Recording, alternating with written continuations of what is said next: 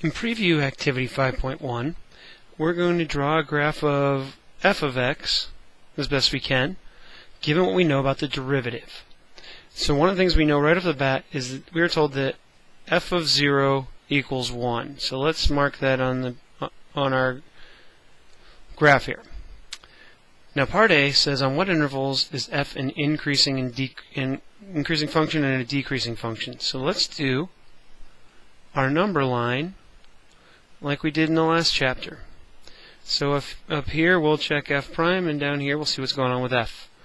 So if we find the zeros, we see we have one here at 3/2. We have one here at 4. And the derivative goes positive, negative, positive. So that means f's going to do increasing, decreasing, increasing. So there's our intervals of increasing and decreasing. Concave up and down is going to be we're going to use a similar method. Now here, whenever the rate of change is increasing, it's going to be concave up. Whenever the rate of change is decreasing, it's concave down. So concave up, we can see 0 to 1 and from 3 to 5. Concave down from 1 to 3 and from 5 to 6. Now, do we have any relative mins or maxes? Well, look, at 3/2 we're going to have a relative max because the function is going to go from increasing to decreasing. At 4 we're going to have a relative min because it goes from decreasing to increasing. So what we'd like to do now is find some function values. Well, what we're going to do is the fact that we know, we'll do this for 0, 1, and then you'll kind of see how we're going to look at this. The integral from 0 to 1 of f prime of x dx is f of 1 minus f of 0. Okay? Well, remember, this is the area underneath the curve. So what we need to do is get the area accumulated between each point. So if we look at this triangle, it's got a base of 1, a height of 1, it's got an area of 1/2. So what that tells me is this has to equal 1/2, and think about what we know. We're looking for f of 1. We know that f of 0 is equal to 1 because we were given it. So f of 1 equals 3/2. What that does is that gives us a point, or 1.5, that we can plot. And we're going to continue to do that. So we're going to look at the accumulation. Let's do from 1 to 2. The area of this triangle is 1/4, but then we're also losing a 1/4. So the total accumulation between 1 and 2 is 0. So at f of 1 we were at 3/2. We're going to go up or down 0. So f of 2 is going to be 3/2 again. Well, that actually makes sense because remember we said we had a max at an input of 3/2. So we know that there's going to be a point right there. It goes up a quarter and down a quarter back to the 3/2. Now here, if we look between 2 and 3, we could break this up if we like. We got a square of 1, and then a triangle with a height of 2 and a base of 1, so that's got an area of 1. So the area here is -2. So that means our change in position between 2 and 3 input units is we're going to go down 2.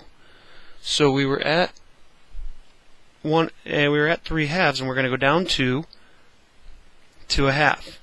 So just to keep track, f of 3 is -1/2. We're going to do this again. This triangle here has a height of 3 and a base of 1. So the area here is -3/2. So we're going to go down again to get to 4. And we're going to go down by 1.5. So that's going to move us all the way down to -2. So we know that f of 4 is -2. So what we're doing is we're getting to each next point by looking at our change in position. Right here, we are going to go up by again, we have a triangle, the height of 3, a base of 1. This area is a positive 3 halves. So from here, we're going to go back up 3 halves. So that's going to put us about right here. So f of 5 equals negative 1/2. We can do the same thing to get to f of 6. Again, this has an area of 3 halves. So f of 6, we're going to go up 3 halves from here, which puts us right about there. Now, so f of 6 equals 1. We're finally ready to draw our graph, but we're going to pay attention to our concavity. We said it was concave up from 0 to 1. And then concave down from 1 all the way to 3. So we want concave down as much as we can to this point. Okay, so we're trying to hit our points and get a little bit of concavity in there. Now from 3, only to 3. Now from 3 to 4, so ignore this right now. From 3 to 4, we go back to concave up, decreasing but concave up. Here's our relative min that we had seen earlier. And now that's going to be concave up to 5. And now we got decreasing, so it's going to be concave down again. So we can see a rough sketch of our graph with my little error in there. Let's concave down to 3, concave up to all the way to 5, and there's our min. Here's our relative max that we had seen earlier, and then concave down to finish out. Now, it said when the x is less than 0, the derivative is 0, so there's no change. And when x is greater than 6, the derivative is 0, so no change. So there's how we can begin to draw a graph of a function given the derivative, and using this idea of area and accumulation that we looked at in Chapter 4.